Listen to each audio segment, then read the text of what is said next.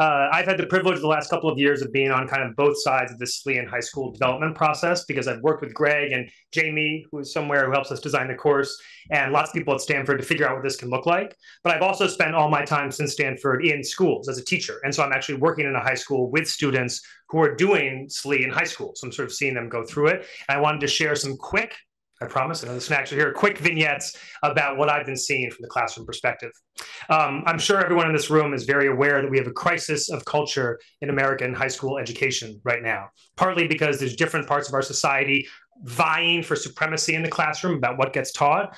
And other places, we have an abnegation where schools are actually forgetting you can create culture in classrooms as opposed to just working through various curricula, which isn't the same thing. And so one of our insights early on, as people were mentioning up here, is it's the culture of SLE, even more than the texts, that makes SLE SLE and that we wanted to bring to high schools. And in particular, we found the last couple of years that there are 3 specific aspects of SLE's culture that are powerful for high school students. And I'm going to explain those in a kind of SLE essay. Suzanne, I checked for my active verbs. Greg read this beforehand, so I think hopefully the prose is there. The first aspect of SLE's culture that's powerful for high school kids is the challenge. The same challenge we all faced going into SLE. When you take a 10th grader or an 11th grader or a 12th grader and you give them moral philosophy, you give them these books, they feel intimidated for sure, but they also feel respected by the challenge.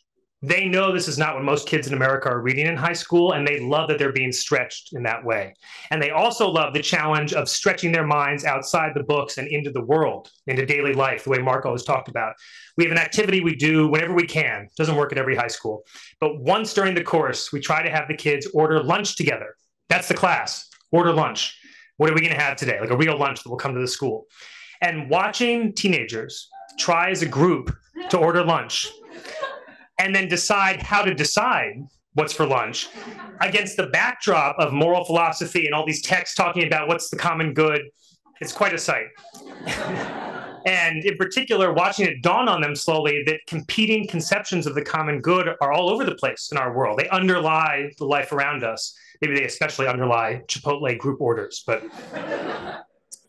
the second part of SLE that's been really powerful for kids in high school is the conversations, of course, what we've all been talking about. They have these conversations with each other in classrooms, talking about the books, and they also get on these calls with Greg and SLE undergrads once a week to talk about these things on the Zoom call. And when they do that, they get welcomed into a conversation we have all been welcomed into over the last 50 years, which is this centuries-spanning search for the common good.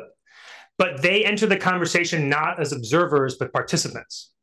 They know, like people were saying up here, that they're not just observing this, they're ready to engage, they're ready to jump in between Confucius and Mencius, between Plato and Aristotle, and have their take. Like, what do they think about that debate? There was a student last year named Nico, senior in high school in my class, and we were reading the 1844 manuscripts? 1844 manuscripts by Marx. And at the end of the class, it's this like pink reddish book.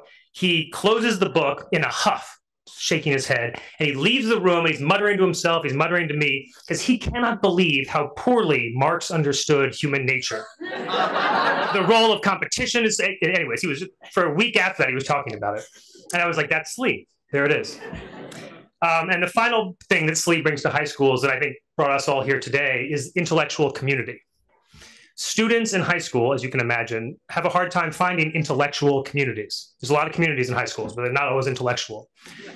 Here is one that is, and that becomes a home to a lot of the students in it, even though they're not living together because they're in high school. I had a student last year, a young woman who was a senior, who towards the end of the year was evicted from her home by her family and had to finish high school at a friend's house where she was living. And it's the last day of the class, at the end of the course, and we're reading Gwendolyn Brooks' poetry. And this young woman happens to make the last comment of the course. And she makes this great point about the poems, and the kids in the room are nodding and are thinking about it. And on the Zoom call, the undergrads are nodding, and Greg affirms this really beautifully. And we close the laptops, and I look across the room, and I happen to see her, and she's smiling. And it had been the first time in days, it felt like to me, that she had smiled. And she turns to her friend and she says, I told you, I'm a philosopher. And I was like, that's it. That's it. And I had to imagine that Mark was smiling somewhere too when that happened, watching the SLE Lounge sort of slip the bounds of flow-mo and get out into the world. So thank you. Thank you.